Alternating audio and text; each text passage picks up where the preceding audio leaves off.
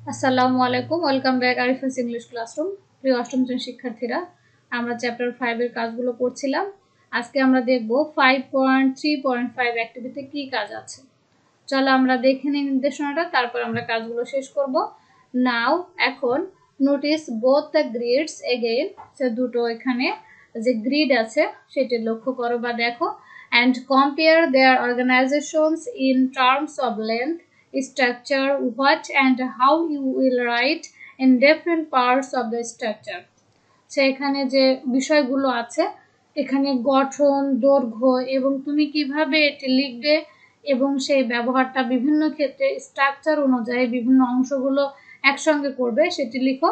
The use of cohesive devices, এখানে cohesive ডিভাইসগুলো ব্যবহার করো, and the purpose of their use, এবং তাদের ব্যবহারের উদ্দেশ্যটা তোমরা লিখো।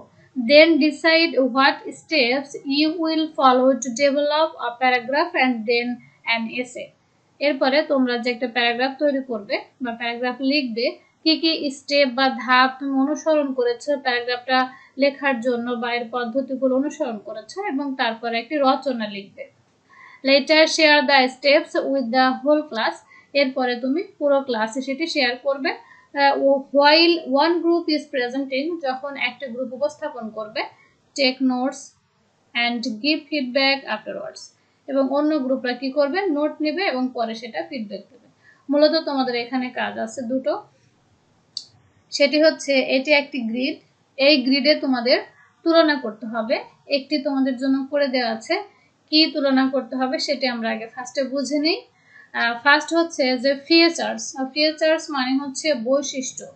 এখানে দেখো প্যারাগ্রাফের ঘরটি দেওয়া আছে, এসেটা ব্ল্যাঙ্ক আছে, মানে রচনায় কি কি বৈশিষ্ট্য থাকে তোমাকে লিখতে হবে।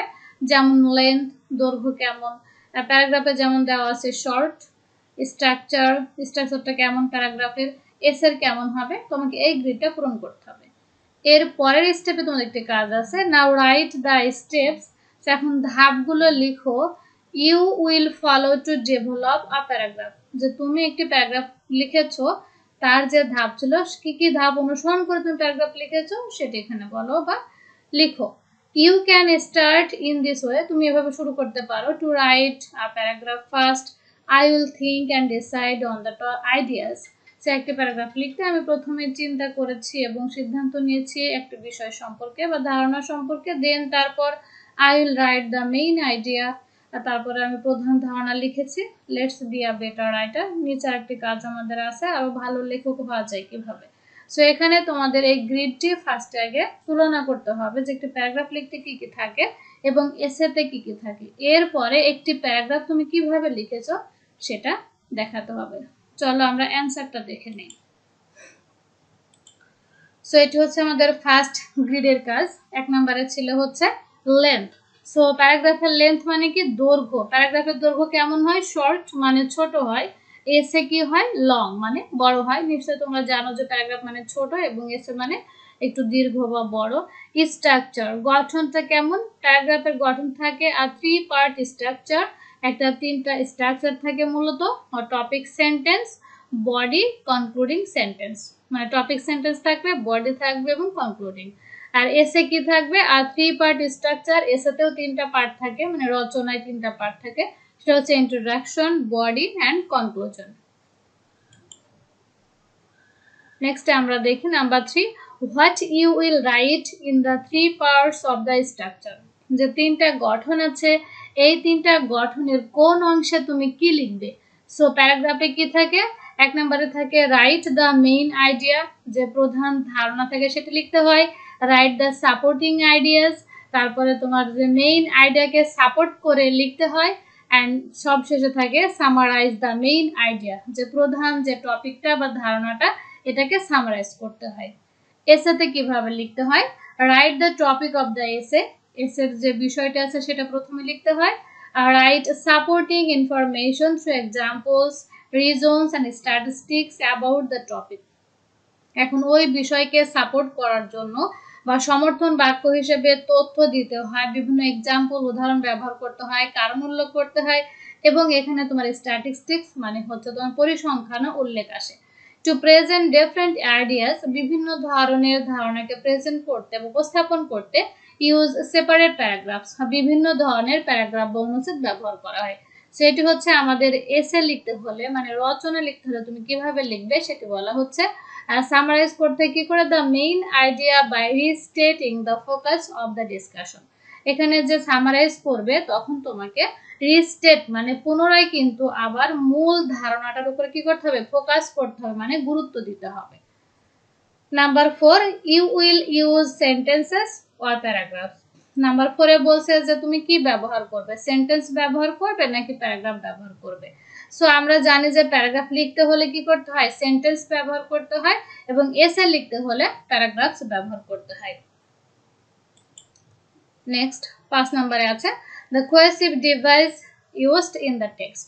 আর কিভাবে মানে কি কি কোহেসিভ ডিভাইস একটা টেক্সটে বা প্যারাগ্রাফে ব্যবহৃত হয়, হচ্ছে and, firstly, secondly, overall etcetera.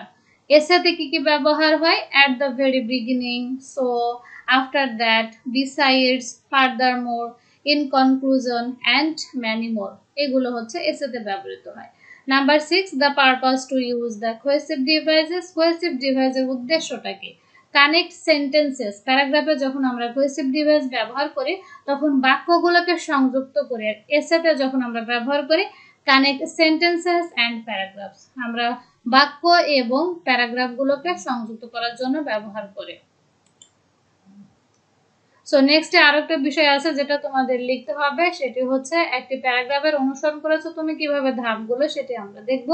Two write a paragraph, একটি প্যারাগ্রাফ লিখতে ফার্স্টলি প্রথমত আই উইল থিঙ্ক, আমি চিন্তা করি, and decide on the ideas, ওই ধারণা সম্পর্কে আমি সিদ্ধান্ত নিই। দেন তারপর I will write the main idea of the topic sentence, আমি ওই সেন্টেন্সটা সম্পর্কে টপিক সেন্টেন্স লিখি, যে মূল ধারণাটা সম্বন্ধে। that refers the central theme of the paragraph, আর যেটি নির্দেশ করে একটি অনুচ্ছেদের কেন্দ্রীয় যে মূল বিষয়বস্তু আছে সেটিকে।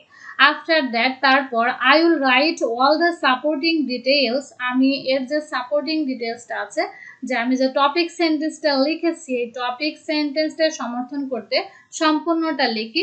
That give further explanation or information about the topic sentences, আর এই উদাহরণগুলো বা ব্যাখ্যাগুলো তথ্যগুলো আরো বেশি জানার জন্য টপিক সেন্টেন্সটা সম্পর্কে।